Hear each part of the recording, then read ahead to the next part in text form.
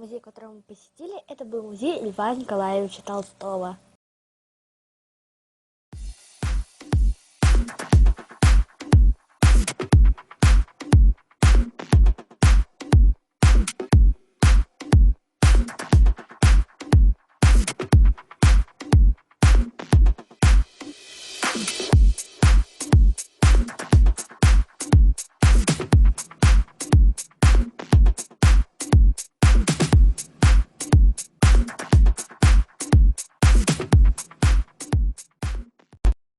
Так как музей Александра Сергеевича Пушкина мне не разрешили снимать, я не смогла сделать ненужный мне материал. Простите.